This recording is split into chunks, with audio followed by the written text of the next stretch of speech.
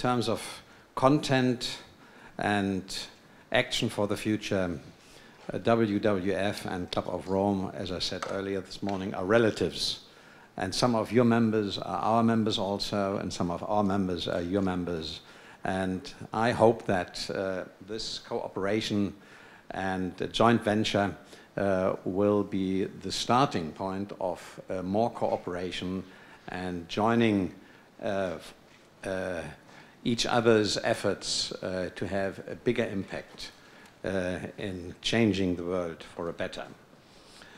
Yesterday evening, or this morning, between 12 and 1, I was in bed and looking at the election results in Greece, France, northern Germany, and these were another 3 governments wiped out on one day after the majority of European governments now having been wiped out over the last 12 months at a high-speed process which we have never experienced in the past. And then I looked at my iPad version of your book, Jorgen, and I wanted to read a few more pages again, and I said to myself, how can one be so courageous to write a book about 2052 if at this point of time in our life changes are so fast that we have no solid foundation from which to plan or to extrapolate,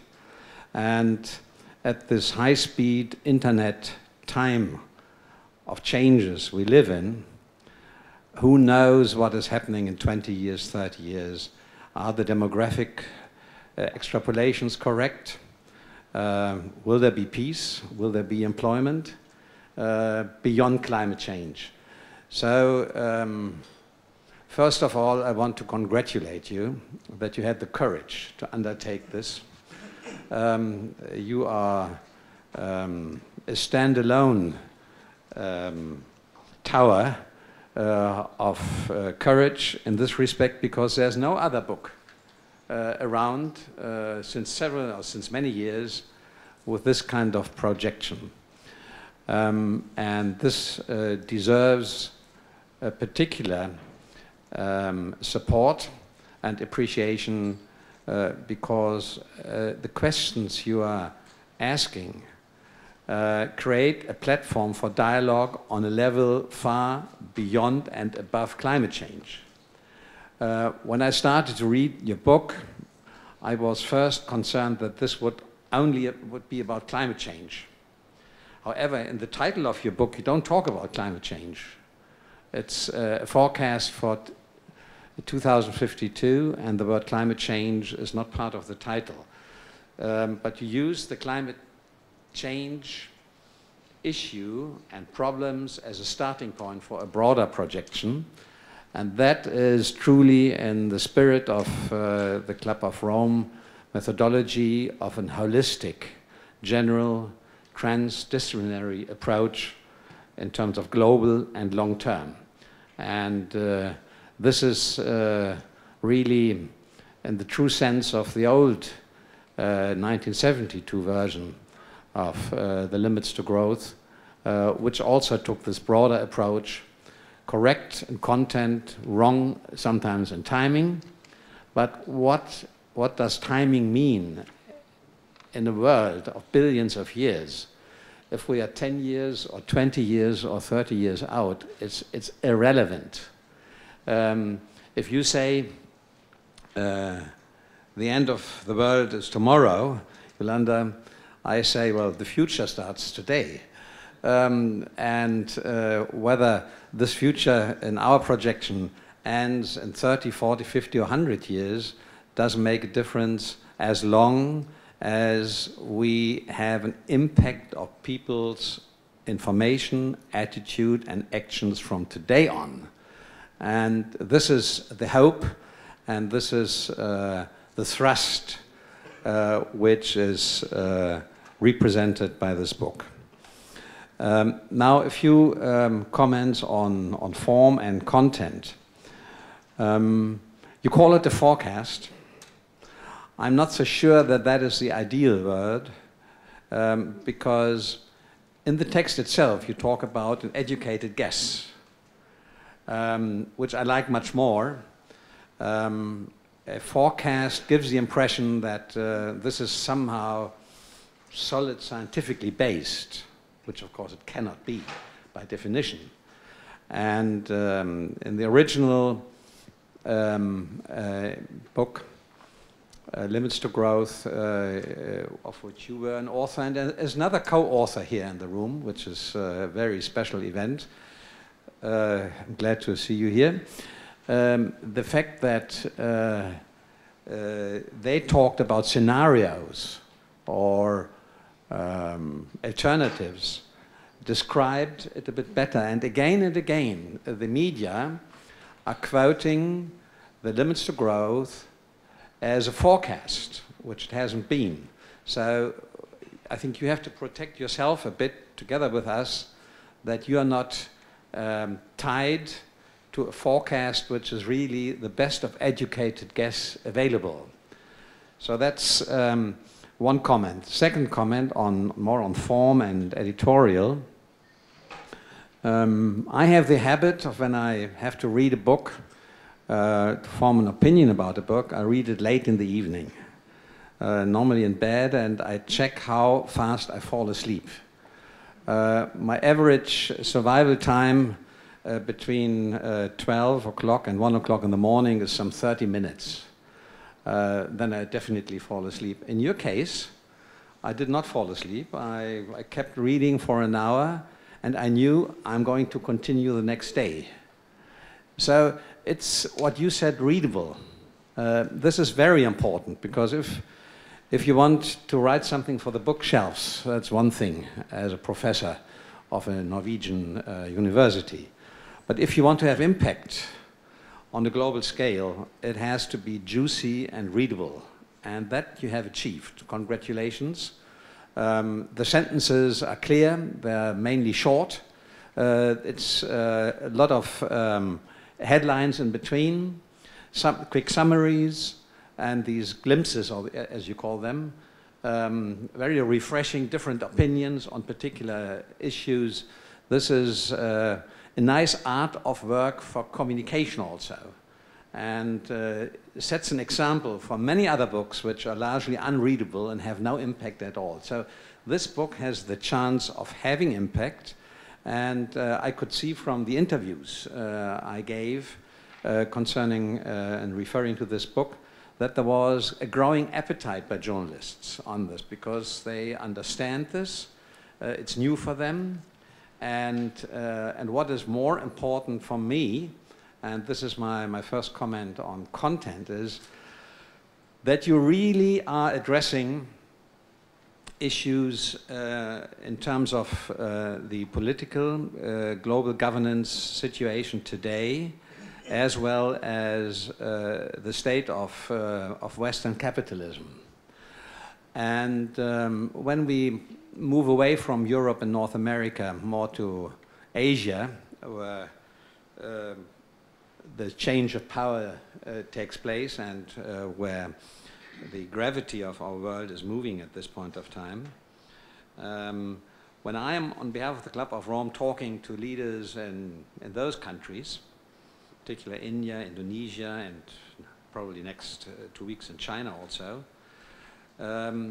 they have now watched for several decades our democracies and our Western market economy, or Western form of social market economy or capitalism. And their big concern is not to repeat the mistakes we made. They know there's something wrong in this, otherwise we wouldn't have come there where we are at this moment, with the debts in the States, with the Euro crisis in the periphery of the European Union, and also the European Union integration crisis which we have.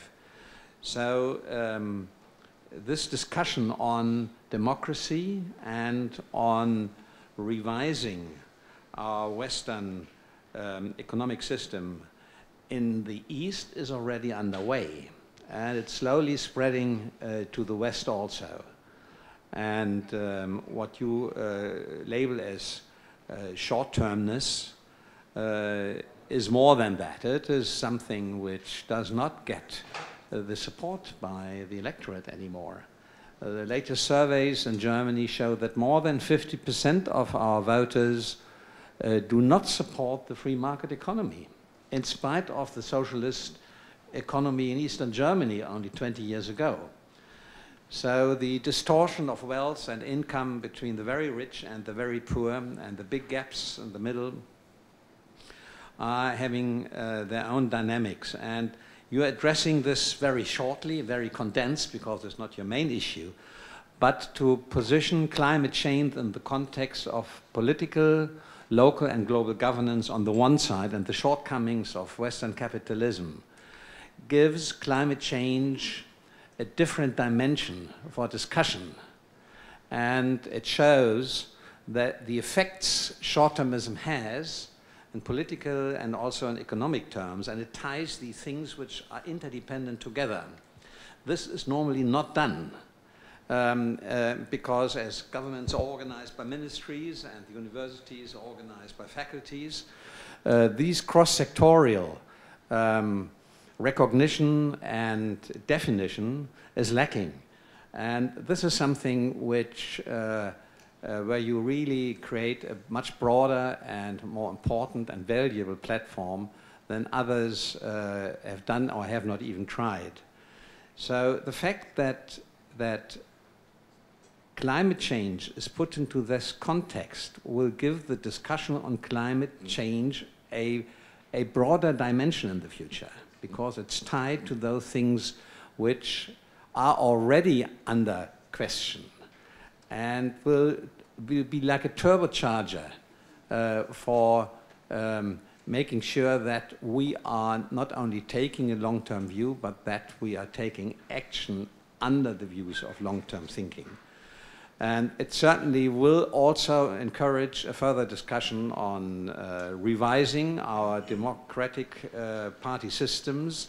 These too short election periods of 4 years will come under criticism again, and also the fact that there are so many parallel election campaigns taking place in our countries and between our countries inside Europe is something which creates a focus on short-term political achievements and the retention of power rather than long-term thinking. So these things have to be adjusted without throwing democracy overboard. Democracy has to be revised, and we know how difficult this is in America, but it will be easier in Europe because the understanding for the shortages of short-term thinking here are, in my mind, in Europe a bit better than in other places. Another issue in terms of content are your regional differentiations. We live in a period where Europeans and Americans largely believe what we are having, in spite of it not being perfect, would be the best also for Iran and China. And this political arrogance and cultural arrogance will have to come to an end because of the power shift to the east, and those systems having a stronger state, a stronger governance as we have, less tolerance, and more community and less individualism. So this direction can be seen already with the shift of power, and rather this taking a revolutionary developments, it should be an evolutionary process, and your book will contribute to that because it ties this phenomenon together with climate change and the discussion on capitalism also. So the regional differentiation is a signal to us in the West that what is fine and good for us is not necessarily as good and as fine for other countries. And we should have a bit more tolerance in our global agenda rather than trying to be active on human development and human rights in China. We have to be open on this and put it on the agenda in a formal, practical way and not from an ideological, but from the point of view of environment, of employment, and of peace. If we reposition this discussion from ideology to practical application, then this differentiation between those countries is much easier to handle, and we have a common platform for dialogue. So I do hope that this book is understood by the media and by the intelligent readers, that this is a broader agenda than just climate change. So in summary, I must say it's a great achievement. I congratulate you. And it is written in the true sense of the Club of Rome's beliefs and methodologies. Thank you very much.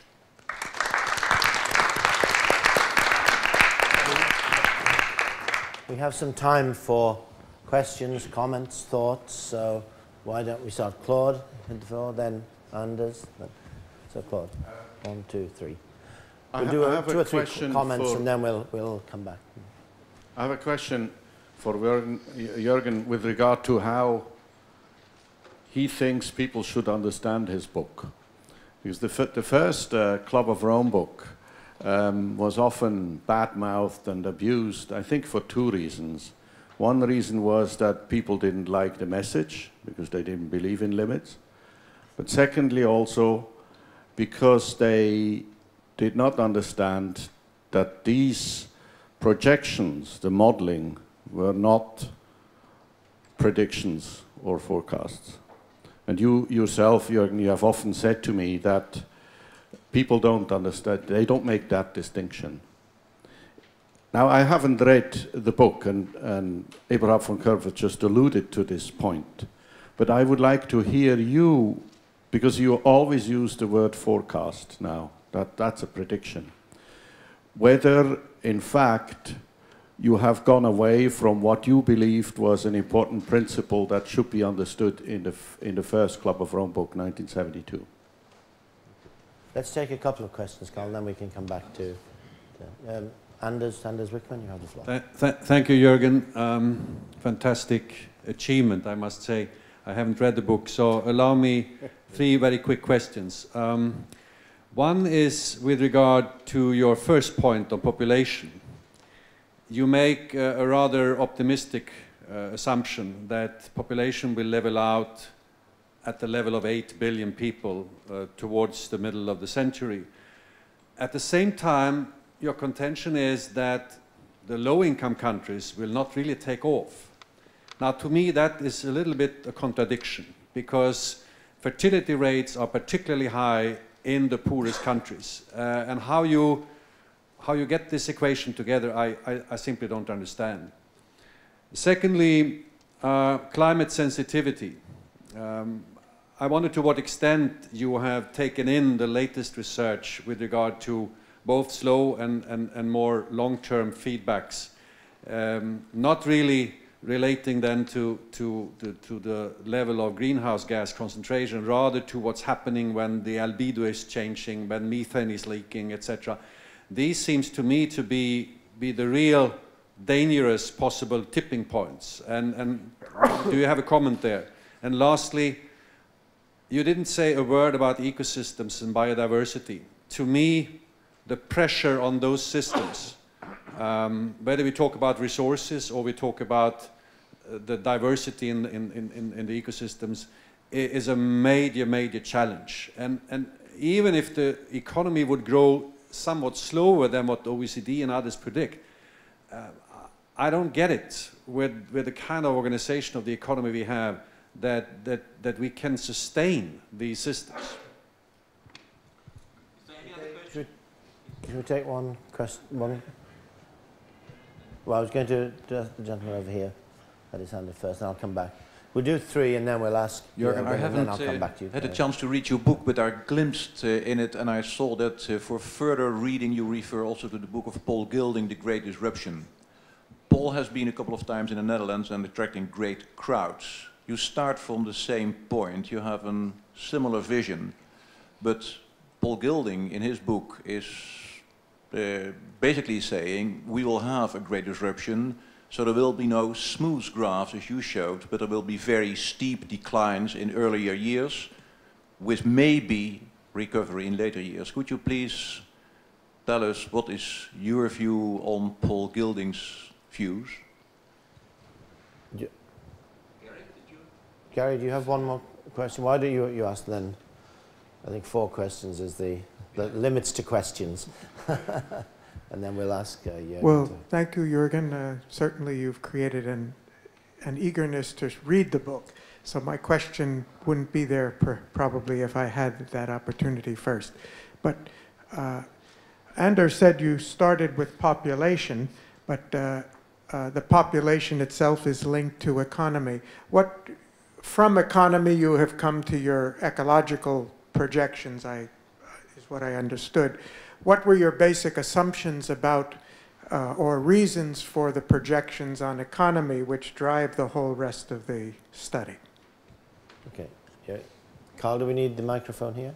No, oh, you have a microphone. Okay, sorry. Jorgen, you have the floor.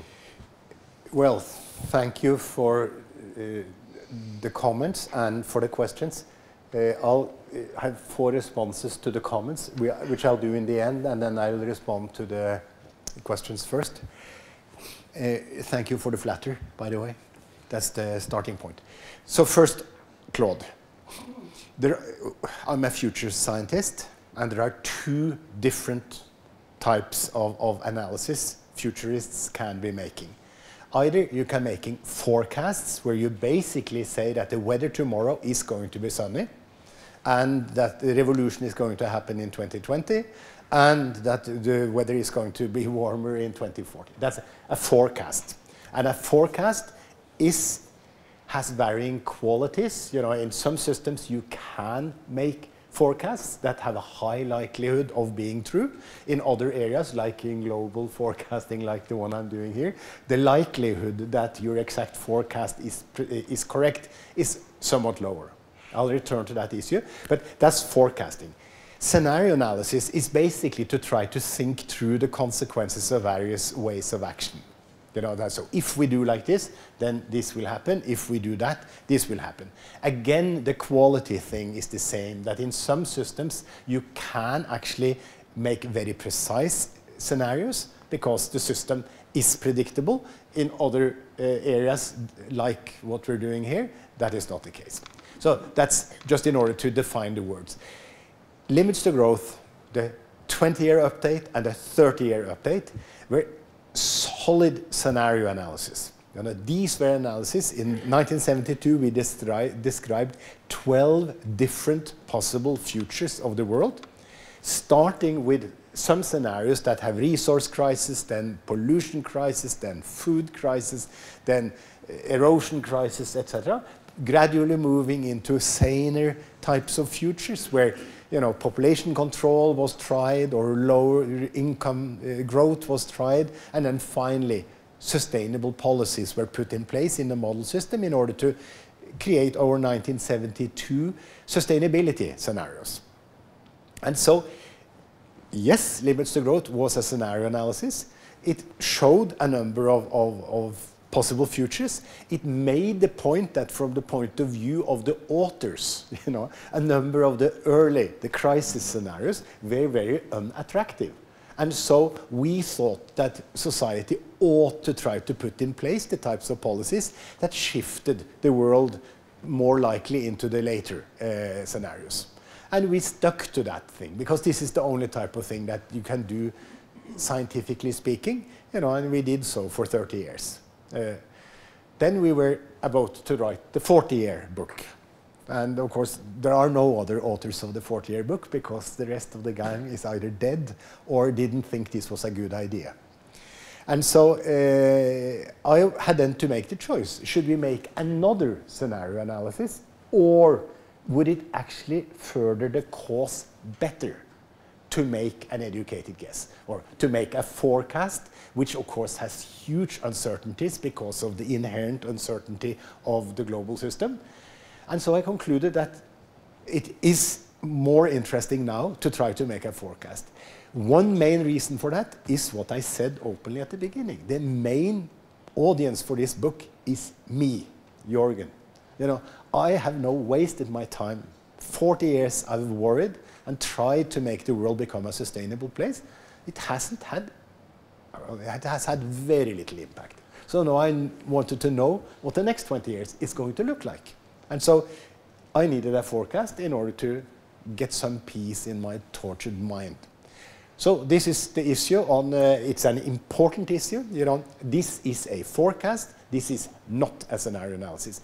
And I will return to the question of what all of you seem to believe is huge uncertainty in the future development of the global system. In one sentence, my view is that you are wrong. There is no big uncertainty in the future of the world, and I'll try to come up with the reasons, and I'll link it to the elections in Europe. There are forces, self-correcting forces in the global system, which act to keep the thing on a fairly predictable path. That's the basic scientific reason for being so arrogant as to, at this point in time.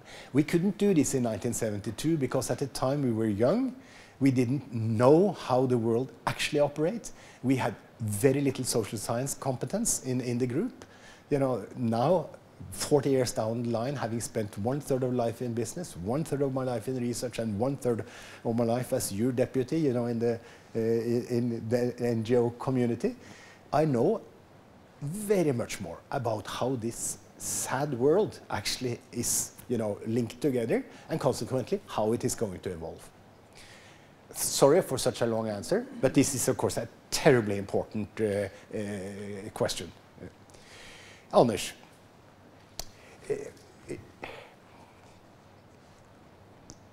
it is very important. You know, so there are two central assumptions in the study, and you asked, and Gary asked exactly those two. And I'm always trying to highlight them because this is, of course, the basic. This is where future research actually should go in and further elaborate. It is on the population side, I believe, I'm not assuming, I believe that fertility, the desired completed family size, will fall dramatically, not only in the rich world, where it already has fallen to the extent which most people don't seem to be aware, that most rich world countries are, except for the pro-natalist United States of America and my home country of Norway, which are the only two countries in the world, rich world, which have serious population growth. All the others are stagnant, and if you disregard the immigration to these countries, you know, these populations are already declining, just like Canada. I gave a talk about these things. I work for the Chinese government on sustainability indicators, so I gave them a preview of this thing in Beijing in December, and I showed them my, you know, the fact that the Chinese population is going to peak in 2020. First question from the Ministry of Science and Technology after I've given my talk: where did you get your population numbers from? And I said, well, I'm using, you know, the available international statistics. And they said the population numbers for China are wrong. And I said, God, no, I'm curious. And I said, in what way? And said, they're much too high. And I said, how do you know? And they said that we are now in 2011. We're starting to get the first census data for the 2010 census for China. Turns out that the growth rate of the Chinese population is even lower than they thought, and the absolute numbers are significantly lower than they thought. So they thought that the Chinese population is not going to peak in 2020, it's actually going to peak before 2020. If you look at Japan, Japan has of course been going downhill for 15 years. You know, these are flat peaks. Germany is of course also close to the peak. So then you said, but what? So this explains why when you get rich, you know, it is not what we believed in 1972, that rich, affluent families have a lot of children. And this is because of the obvious fact that if women can choose between a job and children, they choose a job. And that's, you know, irrespective of what conservative people think about that, that's what they would like to do. And if you want to liberate the women, you don't get children. And this we see in the rich world, and this is of course going to be copied elsewhere. We have more than 50% of the population living in urban areas now, so it's urban fertility, which is interesting. It doesn't make one iota sense of anyone to have more children when you live in a crowded 10 million megacity. You know, the fewer children you have, the better. Contraception, although being resisted by many, is much more easily available, and population has always known how to get the number of children that they actually want to have. So these are many reasons. Yes, if you go into the book, you can of course go and look at the rest of the world, 140 people, 140 poorest countries, and yes, fertility decline is postponed for 10 to 20 years. You know, it goes down, but from at a much higher level. It's just that the rest of the world is big enough to compensate for the hadn't the 3 billion poorest existed, the world population would have gone down even faster. Let me then take the same central, and this is so central that there is at the end of the book a full-page picture of fertility developments in the EU 15 over the last 50 years in order to highlight a statistical basis for this arrogant conclusion of mine.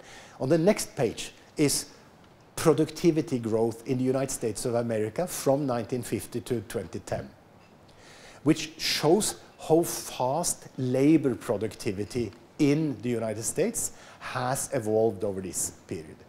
And contrary to what anyone I've ever read say, there is a totally clear trend from of the order of plus 4% a year, you know, in productivity growth in 1950, to a number which is 1% or below 1% per year at this point in time. So productivity growth is going down. It means that productivity, you know, is stagnating. If you start thinking about it, it makes endless sense. You know, it's very simple to mechanize agriculture, and then you move the people into manufacturing, and then you can, of course, increase labor productivity in manufacturing, and you move the people on to services and social care, etc. And now we are in situations in the mature economies where most of the employment is in that end of the spectrum where you cannot very easily increase productivity. And it turns up in the aggregate numbers. And if you don't like this one, we do have numbers. We used to pen state tables for this. Unbelievable, you know, how this downward trend in productivity growth is a strong phenomenon. Very interesting.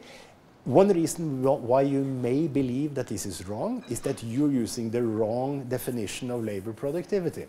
I am using GDP divided by the potential workforce, namely everyone between 15 and 65. So it means a society that achieves high productivity growth among those few that work. You know, don't score so well on my score. You know, because what is interesting in my perspective is, you know, how does a nation organize its labor market and its total production. So that's it. Climate science. I think, you know, the uncertainty in our forecasts is so big that that's why I'm saying plus 2 degrees in 2050. It's of course plus 2 degrees, plus minus 2 degrees. You know, if you are to be very precise about it. There are big uncertainties, and the news, every now and then the news are worse than the average impression, and every now and then the news is on the other side. Uncertainty is big, but as anecdotal evidence indicates, you know, we are clearly, you know, moving into territory which is not so good. Finally, on the footprint thing, I didn't mention it here because the bastards that run this thing only gave me 12 minutes. Have a look in the book and you see the non-energy footprint graphs and the nature graphs and the whole thing. The very interesting thing is that with my population and GDP forecast, it isn't a problem. You know, it will be scarcer than it was before, but in 2050, you're not down into a problem. And you see the simplest example of this is, of course, in how the capitalist world has handled peak oil. You know, yes, conventional oil, you know, ordinary liquid stuff that you get out of the ground by poking a stick in Texas. Yes, but that peaked in 1970. Then, so since then, conventional oil has gone down. Then, of course, one went into shallow offshore, the Gulf. And, of course, if you add conventional oil and shallow, you know, the peak occurred 20 years later. Then you can add on deep water, you know, thing. And now, of course, we're adding in the shale oil and the whole thing. And you see that the oil thing is doing exactly what one would think, you know, a very flat peak and then down into the future, which is all we're going to need because energy efficiency is going to increase over the next 40 years. And so what I have done, which very few other people have done, is to dot all the I's. I like this one. I mean, so there is consistency, and the spreadsheets are, of course, available. You can just go on the www.2052.info. There is the whole schmear. And you can go in and change your numbers and do the thing the way you want to.